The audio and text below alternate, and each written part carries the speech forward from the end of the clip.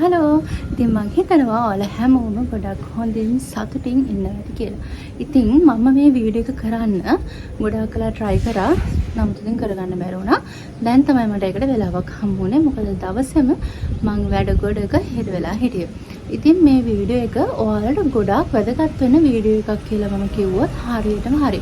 විශේෂයෙන්ම මේ වීඩියෝ එක වැදගත් වෙන්නේ මෙන්සස් දවස්වලට බඩේ කැක්කුම නිසා ඒ වගේම අර කොන්දේ කැක්කුම නිසා අමාරුවෙන් ඉන්න කාන්තාවන්ට එහෙම නැත්නම් ගෑල් ළමයිට මේක ගොඩක්ම වැදගත් වෙන්නේ ගෑල් ළමයිට පිරිමි කට්ටිය බලනවා නම් වීඩියෝ බලන් ඉන්නත් පුළුවන්. මොකද ඒක යාලටත් වැදගත් වෙයි. යාලගේ වයිෆ්ලට උදව් කරන්න. ඉතින් එහෙනම් අපි වීඩියෝ එකට ගිහිල්ලා බලමු. අද මේ මෙන්සස් පේන් එක අඩු කරගන්න ඒ දවස් සතුටින් ගෙවන්න මට ඔයාලට දෙන්න පුළුවන්. මට ඔයාලට කියන්න පුළුවන් දේවල් මොනවද කියලා මම වැදගත් දේවල් 7ක් ගැන කතා කරන්න ඉන්නවා. කියන්නේ කරුණු 7ක් ගැන කතා කරනවා මම දැනට කරන දේවල්. ඉතින් ඒව ඔයාලට ප්‍රයෝජනවත් වෙයි කියලා මම හිතනවා. වීඩියෝ එක ඉවරනකම් ඉන්න. ඔයාලට මේ වීඩියෝ එක ගොඩක් වැදගත් වෙයි කියලා මම හිතනවා. ඉතින් ගොඩක් කට්ටියට ගොඩක් ගෑල්ලන්ට තියෙන ප්‍රශ්නයක් තමයි මේ යටිබඩ රිදෙන ප්‍රශ්නේ. ඒ ප්‍රශ්නෙට මම නම් කරන්නේ මද උණුසුම් වතුර එක්ක වීදුරු බෝතලයකට හරි එහෙම නැත්නම් අර බෑග් එකකට හරි කියන්නේ අර රෙදි වලින් හදපු බෑග්ස් තියෙනවා. ඒ බෑග් එකකට මද උණුසුම් වතුර ටිකක් දාලා ඔයාලගේ යටිබඩින් තියාගෙන තවා ගන්න.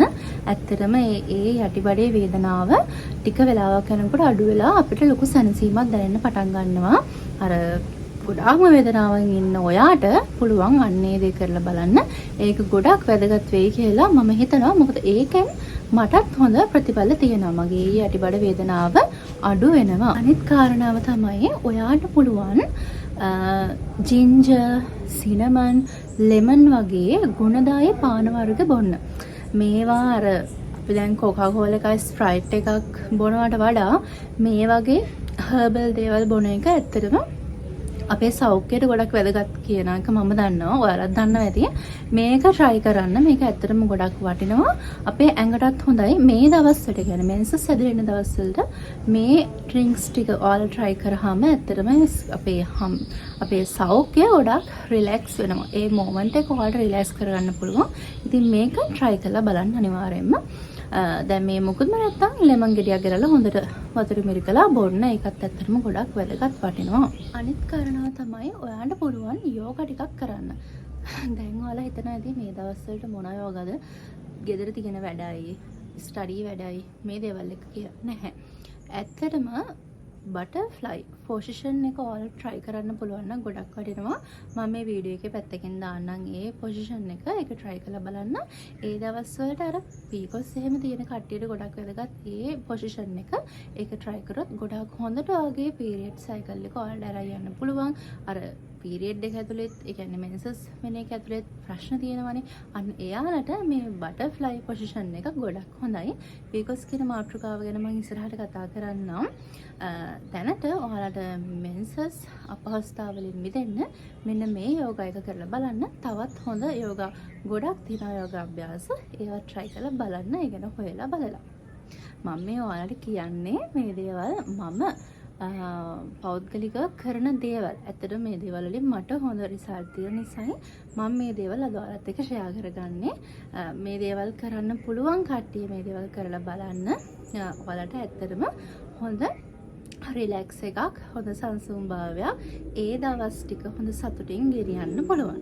ඒක නිසායි මම මේ දේවල් ටික ඔයාලත් එක්ක ෂෙයා කරගන්නේ. අනිත් කාරණාව තමයි ඔයාලට පුළුවන් නම් රිලැක්ස් calm musics වලට අහුම්කම් දෙන්න.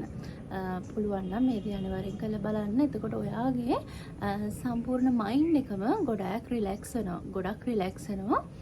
අර හොඳ හීලින් එකක් ගන්න පුළුවන්. මේ වගේ රිලැක්ස් මියුසික්ස් අහද්දී try කරලා බලන්න එකත් මමත් ඒක ඒ දවස්වලට වැඩත් එක්ක මට ෆ්‍රී ටයිම් එකක් හම්බුන ගමන් ඒ දේ මම කරලා බලනවා. ඇත්තටම ඒක මටත් ගොඩක් හොඳ ප්‍රතිඵල තියෙන දෙයක්. ඉතින් ඔයාලට පුළුවන් නම් ඉතින් අනිවාර්යයෙන්ම කරලා බලන්න. ඒ දවස්වලට මම කරන දෙයක් තමයි ගොඩක් අර heavy foods try කරන්නේ නැහැ. ගොඩක් අර බර කෑම જાති මගේ ඇඟට මම ගන්නෙ නැහැ. ගොඩක් පිටි කෑම જાති මම ගන්නෙ නැහැ.